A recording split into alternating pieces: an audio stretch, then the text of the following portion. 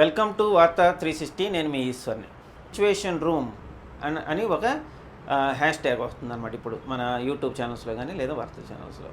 యాక్చువల్గా ఈ situation room అంటే ఏంటి అంటే, అమెరికాలో వైట్ హౌస్కి అండర్ గ్రౌండ్లో ఉండేది ఈ సిచ్యువేషన్ రూమ్ అన్నమాట. ఈ సిచ్యువేషన్ రూము ఎందుకని ఏర్పాటు చేస్తారు వైట్ హౌస్ సిబ్బంది అమెరికా అధ్యక్షుడి కోసం? ఎందుకంటే అమెరికాకి అంతర్గతంగా కానీ లేకపోతే బాహ్య ప్రపంచంలో అమెరికాకి శత్రువులుగా ఉన్నటువంటి దేశాల్లో జరిగే పరిణామాలు కానీ, అమెరికా మిత్ర దేశాలు ఏదైతే ఉందో ఆ దేశాల్లో జరిగే పరిణామాలు అంటే యుద్ధ వాతావరణం కానీ లేదా ప్రకృతి విపత్తులు జరిగినప్పుడు అమెరికా అధ్యక్షుడు ఆ సిచ్యువేషన్ రూమ్ నుంచే దాన్ని మానిటరింగ్ చేయడం జరుగుతుందన్నమాట.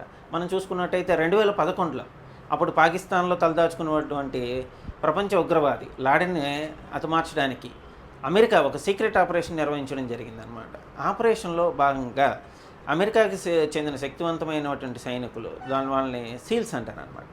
ఆ సైనికులు ఆఫ్ఘనిస్తాన్ నుంచి పాకిస్తాన్ వరకు వెళ్ళి ఈ బిన్ లాడెన్ని చంపే ప్రక్రియను మొత్తం అప్పటి అమెరికా అధ్యక్షుడు బరాక్ ఒబామా గారు ఈ సిచ్యువేషన్ రూమ్లో కూర్చొనే లైవ్లో చూడటం జరిగిందనమాట. అంటే అమెరికా ఏదైనా సీక్రెట్ ఆపరేషన్ చేసినప్పుడు కానీ లేదా అమెరికా మిత్ర దేశాల్లోని శత్రు దేశాల్లో జరిగే అంతర్గత పరిణామాలని అంచనా వేయటానికి దాని మీద ఏదైనా చర్యలు తీసుకోవాలని అమెరికా అధ్యక్షుడు అనుకున్నప్పుడు ఈ సిచ్యువేషన్ రూమ్లో కూర్చొనే దాని గురించి సమావేశం అవటం జరుగుతుందన్నమాట.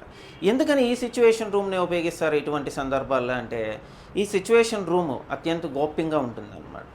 వైట్ హౌస్లోనే ఎక్కడో ఒక భాగంలో అండర్ గ్రౌండ్లో ఈ సిచ్యువేషన్ రూమ్ని ఏర్పాటు చేస్తారు. అలాగే ఈ సిచ్యువేషన్ రూమ్ ప్రత్యేకతలు ఏంటి? ఎందుకు వైట్ హౌస్ నుంచి నేరుగా లైవ్లో చూడలేరా?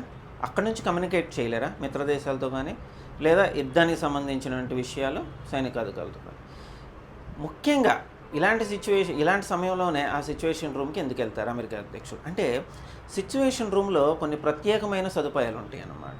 అత్యంత గోప్యమైన రహస్యమైన డాక్యుమెంట్స్ కానీ లేదా కమ్యూనికేషన్ వ్యవస్థకు సంబంధించి అంటే అమెరికా అధ్యక్షుడు నేరుగా ఆ దేశంలోని ఇతర రాష్ట్రాల ఇంటెలిజెన్స్ అధికారులతో లేదా సైనిక అధికారులతో సంప్రదించాలన్నా, మిత్ర దేశంలో కానీ లేదా ఇతర ప్రాంతాల్లో అంటే మధ్య ఆసియాలో కానీ పశ్చిమాసియాలో కానీ మధ్యప్రాచ్యంలో కానీ అమెరికా నిర్మించిన కొన్ని యొక్క వైమానిక స్థావరాల్లోని సైనికులతో కానీ సైనిక అధికారులతో మాట్లాడటానికి నేరుగా ఈ సిచ్యువేషన్ రూమ్ నుంచి వాళ్ళకి కమ్యూనికేషన్ వ్యవస్థ ఉంటుంది.